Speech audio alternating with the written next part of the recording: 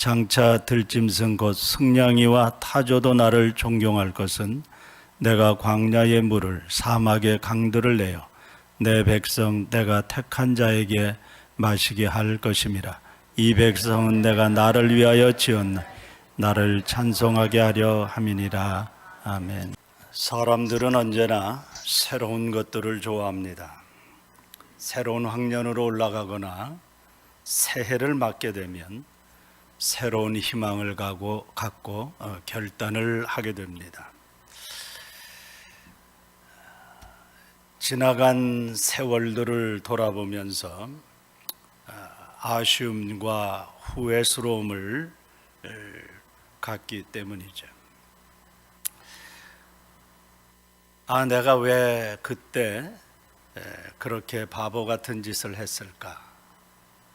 좀 더 그때 잘할 수 있었을 텐데, 그런 아쉬움이 많기 때문에 그런 일들을 돌아보면서 새로운 결단을 하게 됩니다.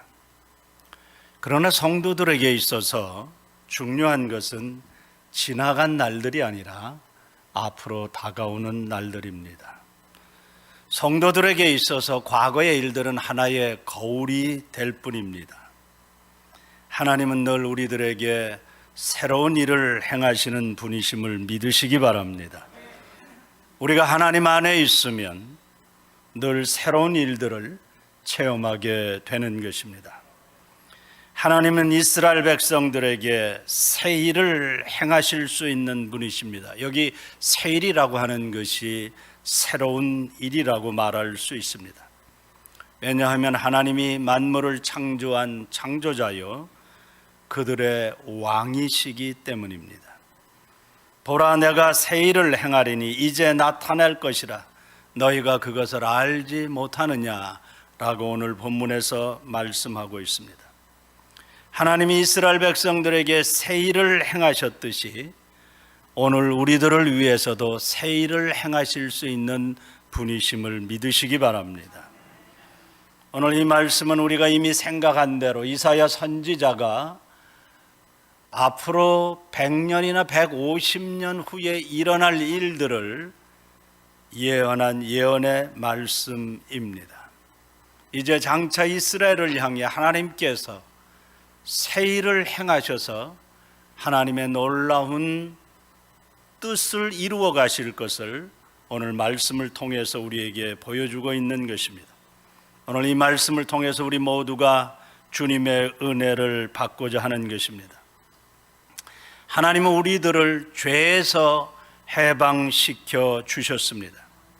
오늘 14절 말씀을 보시면 너희의 구속자여 이스라엘의 거룩하니 여호와가 말하노라.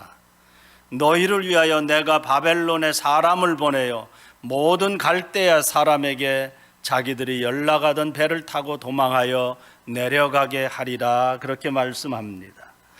여기 이스라엘 백성들을 향해서 1절에서 말씀하고 있는 대로 여기 구속자라고 하는, 구속이라고 하는 말을 다시 한번 하시고 있습니다.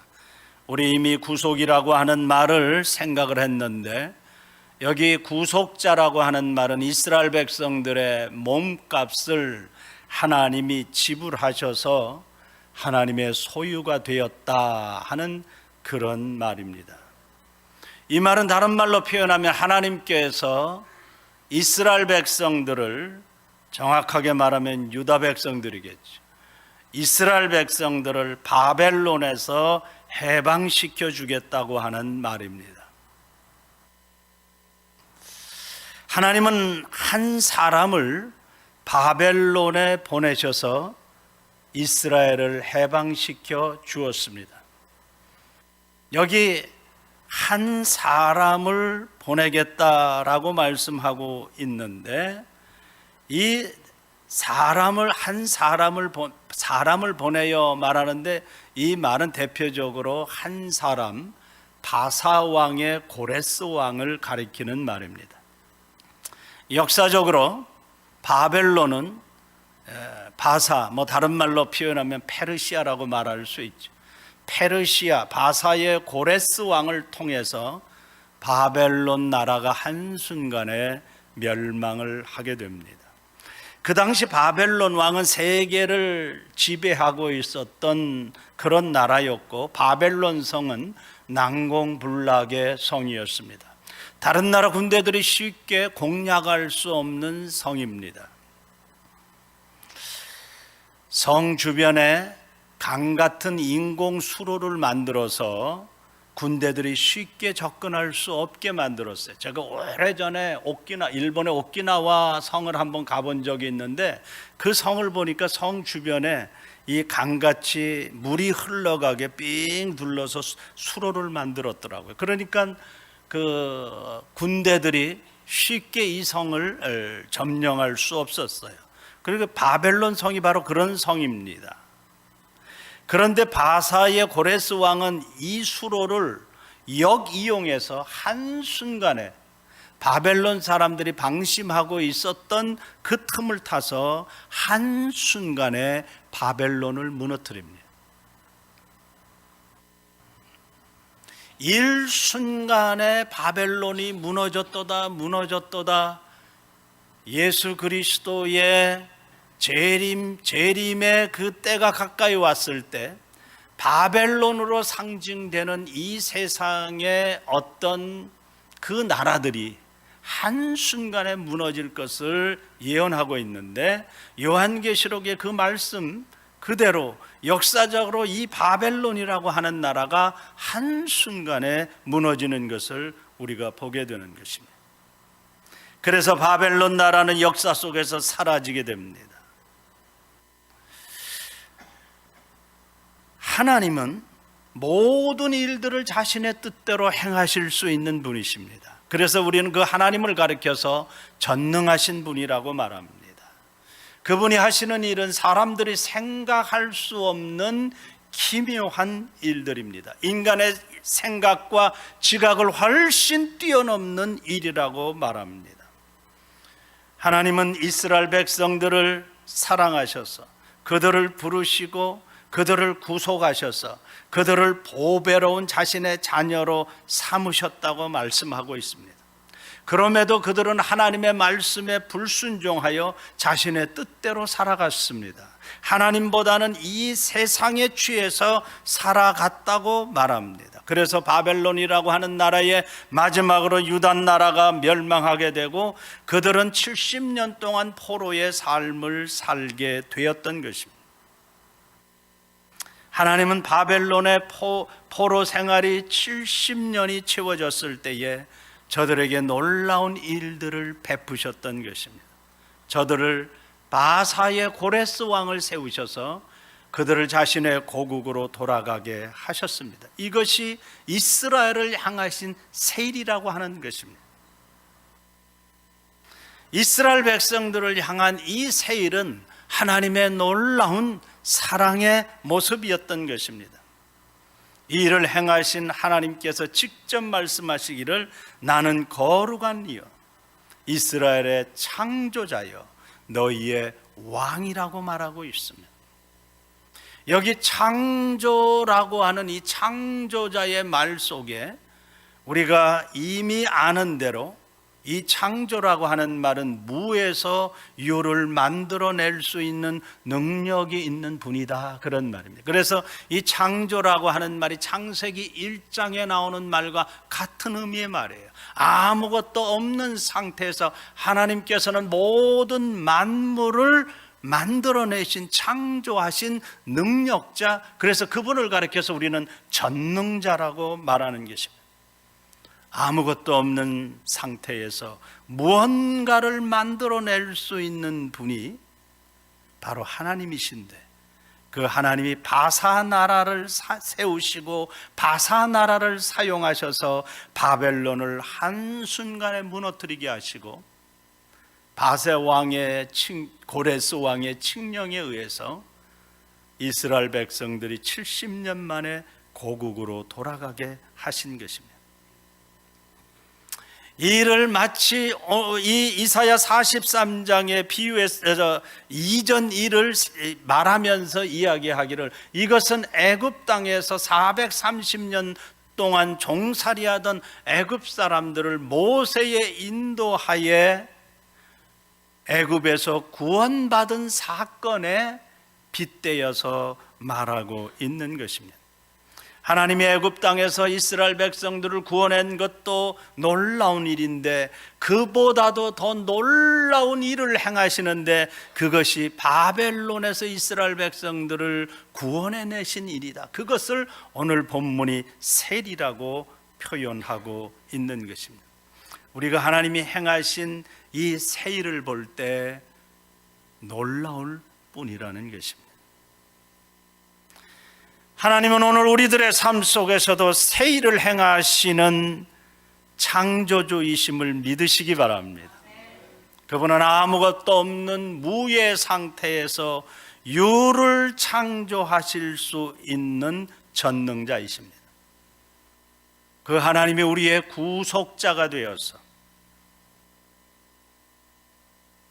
자신을 위해서 우리의 삶에 놀라운 일들을 행하셨다는 것입니다. 죄의 종이 되어서 신음하며 죽음의 권세에서 벗어나지 못한 우리를 구원해 주셨다는 것입니다. 하나밖에 없는 아들을 십자가에 내어주기까지 우리를 사랑해 주셔서 우리를 구원해 주셨다는 거예요. 그래서 우리는 이제 죄에 얽매이지 않고 죽음이 앞에 와도 두려워하지 않고 죄와 죽음에서 자유함을 누리는 삶을 살게 된 것입니다. 우리가 비록 이 땅에서 살고 있지만 영원한 하나님 나라를 소망하여 살게 되었다는 것입니다. 인생의 가장 근본적이고 근원적인 이 죄의 문제를 해결하며 산다고 하는 것이 가장 축복임을 깨달아야 합니다. 죽음의 권세에서 해방되어 영원한 하나님의 나라를 소유하며 산다는 것이 진정한 행복이라고 하는 사실을 깨달아야 합니다. 그런데 많은 그리스도인들이 입으로는 이 말을 하고 또 어떤 때는 고백을 하지만 실제적인 자신의 삶 속에서는 그것을 체험하지 못해요. 그것을 실감하지 못하고 산다는 것입니다. 하나님의 나라를 소망하며 죽음의 권세 앞에서 자유함을 갖고 산다고 입으로는 이야기하지만 죽음이 다가왔을 때 매일매일 삶 속에서 하나님의 나라를 소망하며 기쁨으로 사느냐 하면 그렇지 못한 사람들이 너무나 많다는 것입니다. 그것은 어떤 면에서 진정한 인생의 행복을 체험하지 못한 사람들이라고 말할 수 있습니다.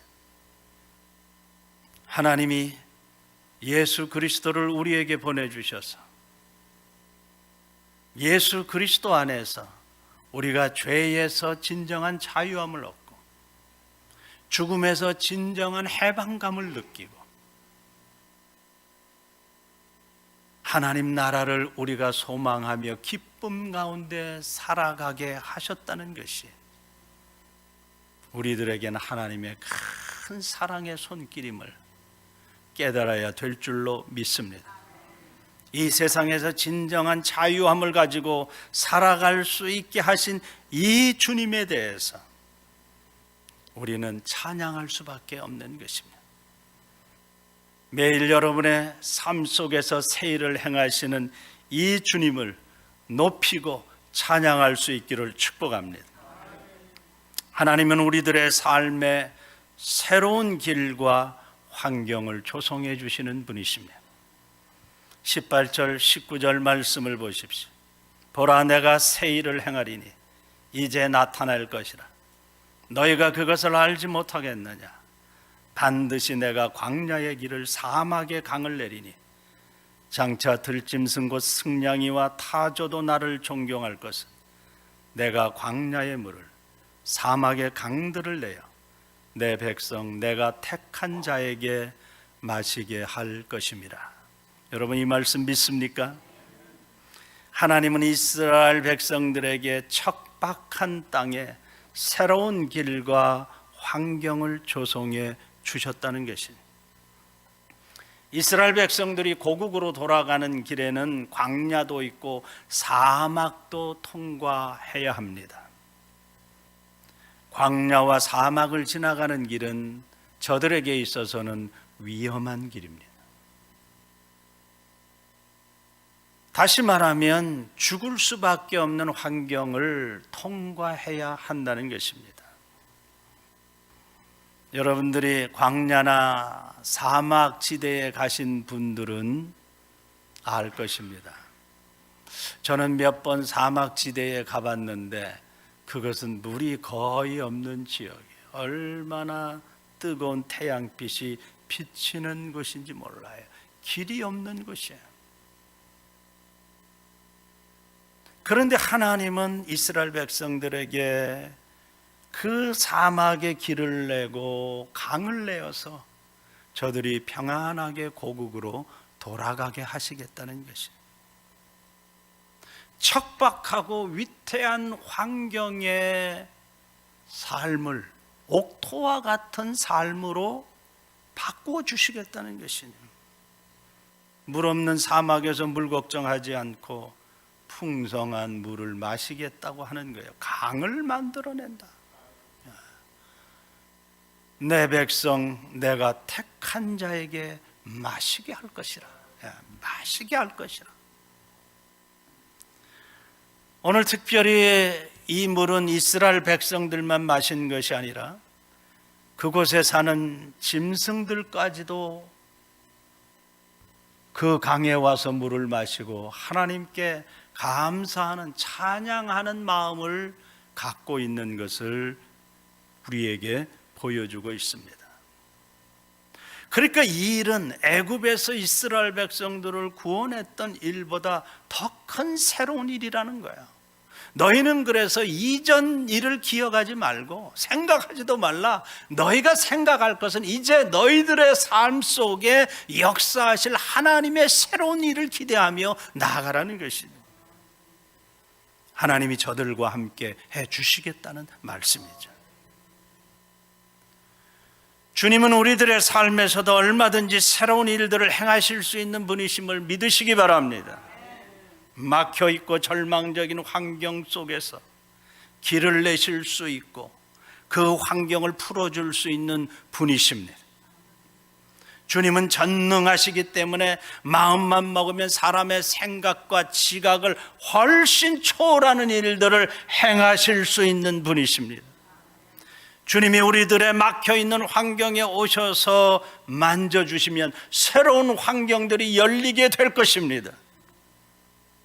주님은 우리가 경영하고 있는 기업에 오셔서 새 일을 행하시면 놀라운 길들이 열리게 될 것입니다. 주님이 우리들의 병든 육체에 오셔서 새 일을 행하시면 그 육체 속에 놀라운 일들이 펼쳐지게 될 것입니다. 여러분, 이 사실을 믿습니까? 병든 육체에도 오셔서 새 일을 행하시면 강건한 육체로 변하게 될 것입니다. 왜? 하나님은 우리를 창조하신 창조자라고 말하고 있습니다. 주님은 그의 자녀들에게 오셔서 새 일을 행하시면 악한 세상 속에서도 영향력을 끼치는 사람들이 될 줄로 믿습니다. 그러니까 주님이 여러분들의 삶의 모든 영역 속에 오셔서 새 일을 행하시기만 하면 놀라운 체험들을 하게 될 줄로 믿습니다. 주님이 행하시는 새로운 일들을 보게 될 줄로 믿습니다. 주님은 자신이 사랑하는 자녀들에게 언제나 새 일을 행하시는 분이시기 때문에, 그러므로 지금 삶이 좀 어렵고 힘들고 곤고할지라도 능력의 주님이 여러분들과 함께 하심을 믿으시기 바랍니다. 주님은 그의 자녀들이 가는 인생길에 언제나 새 일을 행하실 수 있는 능력이 있는 분이라는 사실을 꼭 믿으시기 바랍니다. 광야와 사막과 같은 우리들의 삶 속에 오셔서 길을 내시고 물을 내어 마실 수 있게 하시는 그 풍성한 분이심을 믿으시기 바랍니다. 그럼 언제 주님이 우리들의 삶에 새 일을 행하시는 것입니까? 하나님은 자신의 때에 자신이 뜻하신 일들을, 새 일들을 행하시는 분이십니다. 그런데 그 때를 우리의 인간적인 측면에서 볼 때, 그 때는 우리가 하나님께 회개하고 돌아가는 때입니다. 우리가 주님께 범죄한 일들을 회개하고 그분께로 돌아가기만 하면 그분은 우리에게 놀라운 새 일들을 행하실 것입니다. 주님은 자신의 백성들의 회개 소리를 들으시고 능력의 손길을 베푸시는 분이십니다. 이스라엘 백성들이 바벨론의 포로로 잡혀가서 한번 생각을 하게 됩니다. 왜 우리들이 망하게 되었을까? 왜 우리나라가 망하게 되었을까? 우리들에게는 하나님이 주신 율법이 있고 하나님이 함께 임재하고 있다고 하는 예루살렘 성전이 있고, 우리는 이방 백성들을 생각하기를 저들은 개 같은 사람들이라 개같이 취급하는 사람들이 이방 사람들이에요. 그런데 이스라엘 백성들이 개같이 취급하는 이방 그 나라에게 왜 망하게 되었을까? 곰곰이 생각을 합니다. 저들은 바벨론 강변에서 자신들의 삶을 뒤돌아보면서 자신들이 하나님 앞에 범죄했구나, 자신들이 하나님의 말씀대로 살지 못한 불순종의 삶을 살았구나, 하나님 앞에서 패역한 길로 나아갔구나 하는 자신들의 범죄한 사실들을 깨닫고 회개하게 됩니다. 하나님께서 그 회개 소리를 들으시고 하나님의 능력의 손길을 움직이시기 시작한 줄로 믿으시기 바랍니다. 시편 137편 1절에서 9절 말씀을 여러분들이 집에 가서 한번 꼭 읽어보세요. 거기 보면 저들의 회개의 기도 소리가 나옵니다. 우리가 바벨론의 여러 강변 거기에 앉아서 시온 예루살렘을 기어가며 울었도다. 그 예루살렘 성을 바라보고 예루살렘 성전을 바라보고 울었도다. 눈물의 기도를 했다, 그런 말이에요. 그 중에 버드나무가 우리가 우리의 수금에 걸었나니 우리가 이방 땅에서 어찌 여호와의 노래를 부를까? 여호와여, 예루살렘이 멸망하던 날을 기억하시고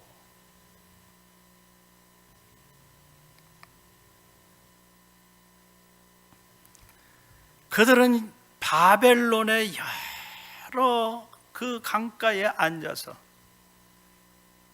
자신들의 범죄한 모습을 보며 눈물로 탄식하며 하나님께 기도하는 모습을 보입니다. 여호와여, 예루살렘이 멸망하던 날을 기억해 주소서. 멸망할 바벨론아, 멸망할 바벨론아.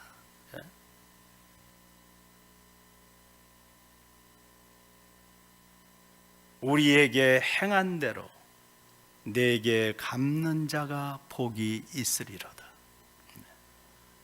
우리에게 행한 대로, 멸망할 바벨론아, 너희가 우리에게 행한 대로 내게 갚는 자가 있을 것이다.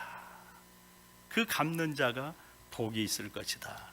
그런 눈물의 기도를 하나님 앞에 드리는 모습을 보게 됩니다. 저들은 하나님 앞에서 자신들의 범죄한 모습을, 그리고 그들의 조상들이 하나님 앞에 범죄한 일들에 대해서 진심으로 눈물로써 회개하는 것이.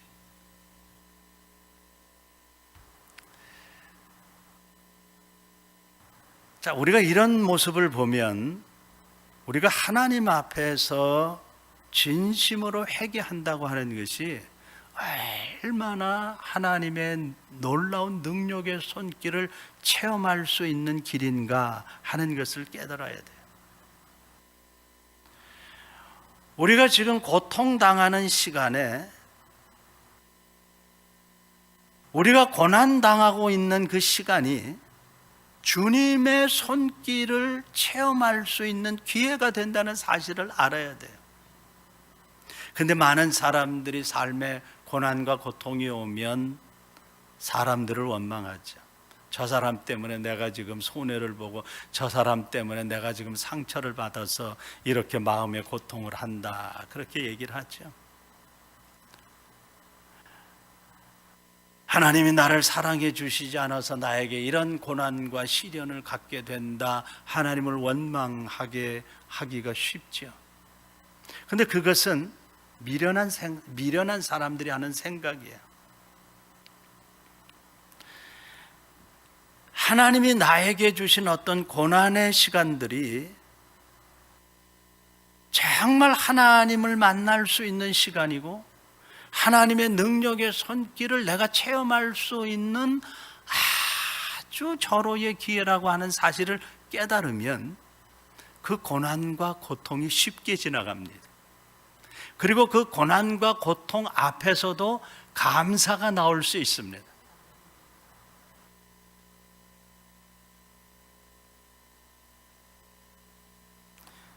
주님이 놀라운 일들을 우리들의 삶 속에서 행하려고 해도 할 수 없는 게 뭐냐면 진정한 회개의 모습이 없기 때문이에요.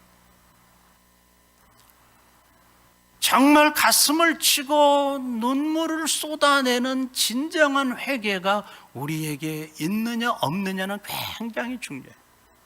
우리가 신앙생활을 오래 하다 보면 타성에 젖어서 그냥 교회 와서 기도 한번 한다고 하는 것이 눈 한 번 감고 몇 분 기도하다가 돌아가고 뭐 길어봐야 5분 10분 기도하고 돌아간다고 하면 그건 어떤 면에서는 하나님이 보시기에는 진정한 기도가 아닐 수도 있어요. 좀 미안한 얘기지만 그건 저를 포함해서 여러분들 다 똑같은 거예요. 정말 내가 하나님 앞에 범죄한 사실에 대해서 가슴을 치고 이스라엘 백성들처럼 눈물을 흘리면서 하나님 앞에 기도해 본 적이 언젠가 한번 생각해 보시기 바랍니다. 그러니까 그런 진정한 기도가 없이는 하나님의 능력의 손길을 체험할 수가 없어요.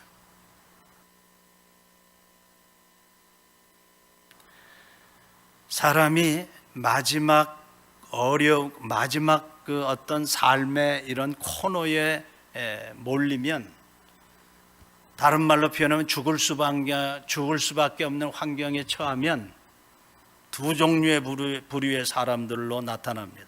한 부류의 사람은 나는 이제 아무 삶의 희망이 없다, 낙이 없다, 그래서 스스로 자신을 포기하고 자신의 삶을 포기하는 사람들이 있어요.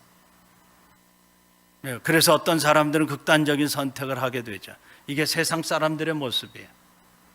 그러나 또 한 부류의 사람, 주님을 믿는 사람들은 그런 상황이 다가오게 되면 주님을 찾아요.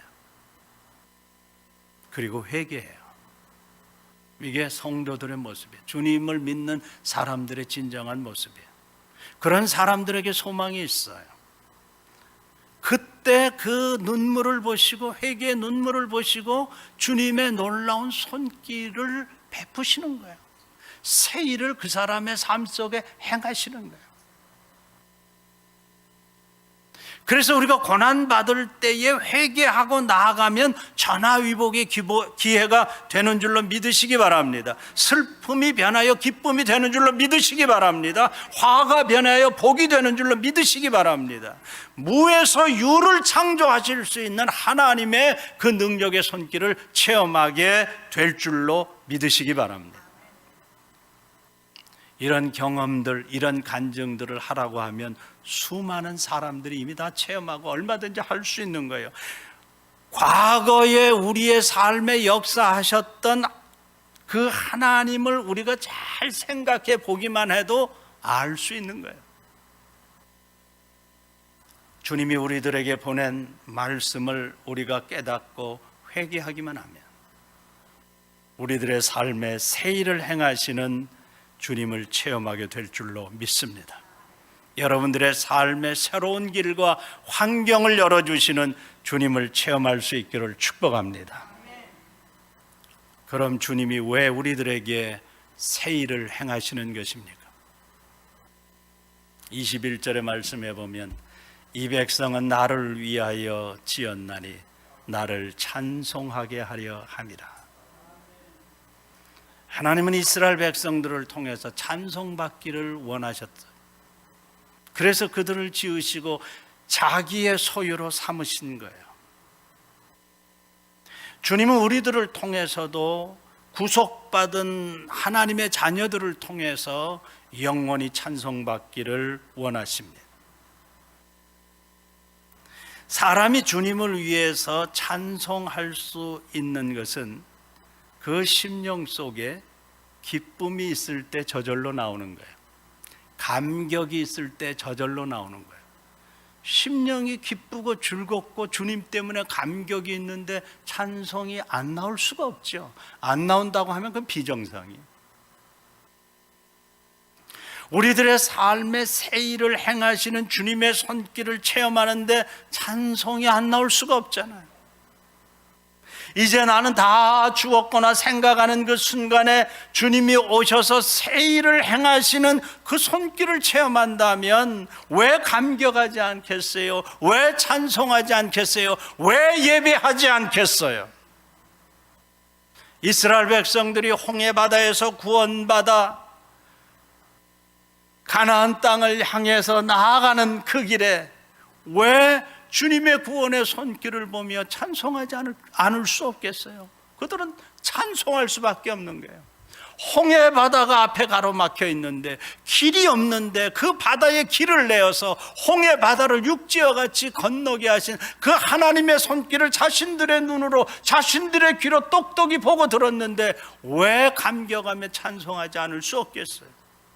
그래서 출애굽기 12장, 15장에 보면 모세와 이스라엘 자손이 여호와께 찬송하는 모습이 나옵니다. 내가 여호와를 찬송하리니 그는 높고 영화로우시며 말과 그 탄자를 바다에 던지셨습니다. 여호와는 나의 힘이요 노래요 나의 구원이시로다. 그는 나의 하나님이시니 내가 그를 찬송할 것이다. 내가 그를 높이시리라. 출애굽기 15장 전체가 하나님을 향한 찬송의 시요 찬송의 노래다 그런 말. 매일 주님이 우리와 함께 하셔서 새로운 손길을 우리가 체험한다면 그분을 향해서 찬송할 수밖에 없는 거예요.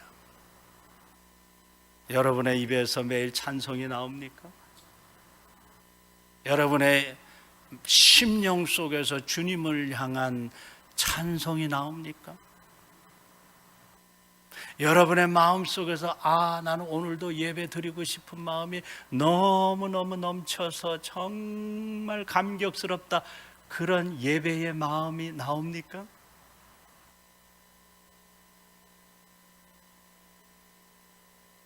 우리가 천국에 가면 우리들은 영원토록 주님을 찬송하며 살아가게 될 것입니다. 이 찬송이라고 하는 말을 다른 말로 표현하면 예배라고 하는 말이에요.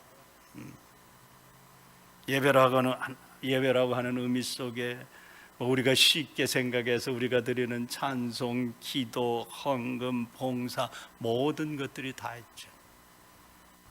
그러니까 하나님께서 우리를 창조하시고 예수 그리스도 안에서 우리를 구속하셨다고 하는 것은 우리를 통해서 경배받기 위하고 우리를 통해서 영광받기 위하고 우리를 통해서 이 말은 예배받기를 원하고 우리를 통해서 찬송받기 원한다. 그러니까 쉽게 얘기하면 너희는 나의 영광을 위하여 나를 경배하는 예배자가 되라는 말이에요. 찬송하는 사람이 되라는 말이에요.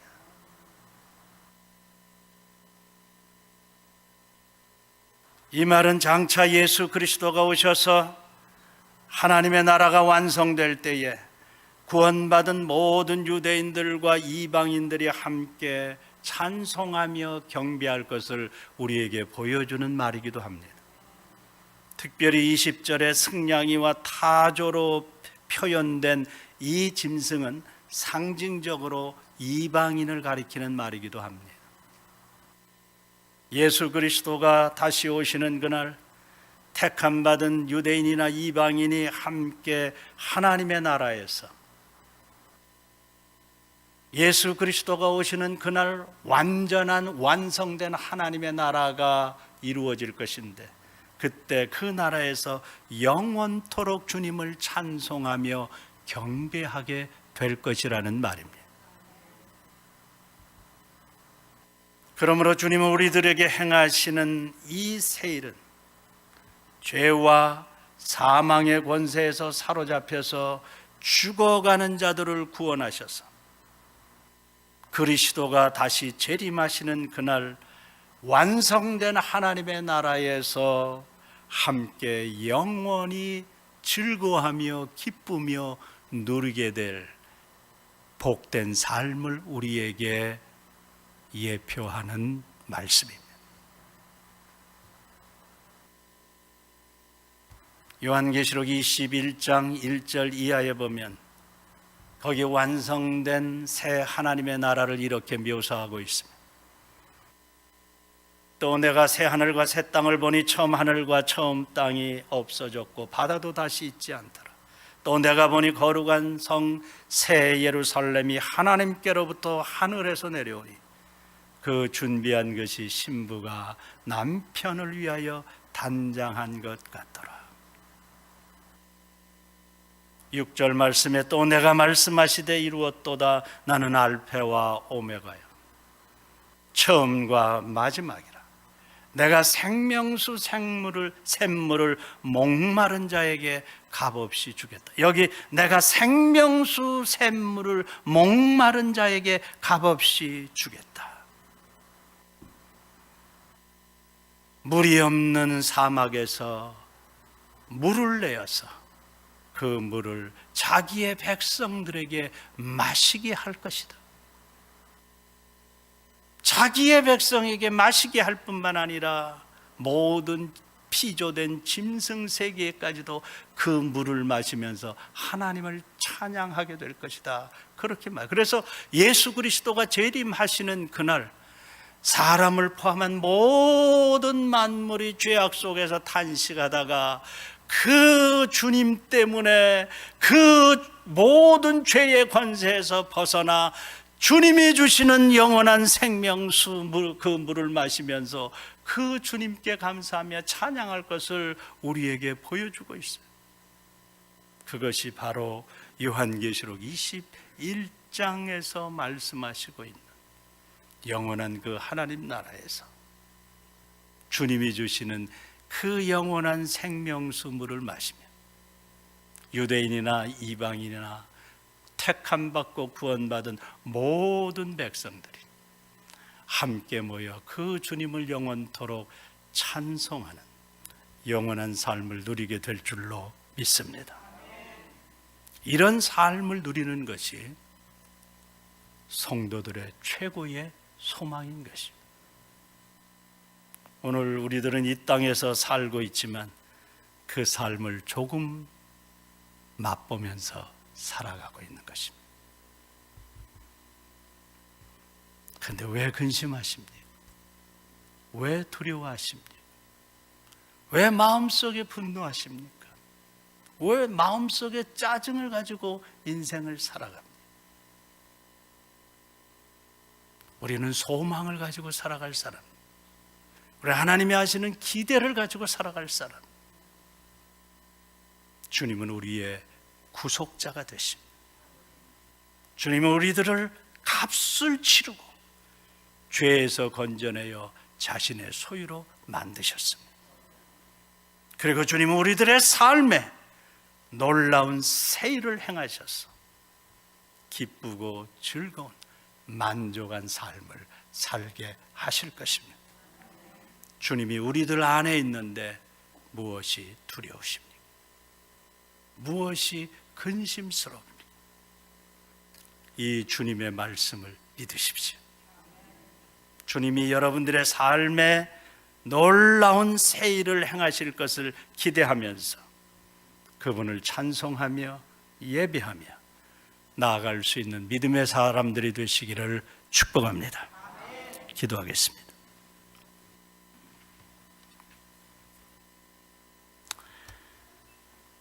보라, 내가 너희를 위하여 새 일을 행하리라고 말씀하시는 주님의 말씀을 생각합니다. 이전 일을 기억하지 말고 옛날 일도 생각하지 말고 너희 앞날에 내가 너희와 함께 있어 새로운 일들을 행할 것을 기대하며 거기에 소망을 갖고 나아가라고 말씀하시는 주님의 말씀을 믿습니다. 부족하고 연약하고 패여가고 범죄했지만 그래도 다시 일으켜 주시고 구속해 주시고 회복시켜 주셔서 주님의 이 놀라운 새로운 일들에 대한 소망과 기대를 갖고 살아갈 수 있도록 인도해 주시니 감사합니다. 주의 성령께서 우리의 심령에 이 말씀을 더 깊이 조명해 주셔서 이 말씀을 붙들고 한평생 살아갈 수 있는 믿음의 사람들이 되게 해 주옵소서. 예수님의 이름으로 기도하옵나이다. 아멘.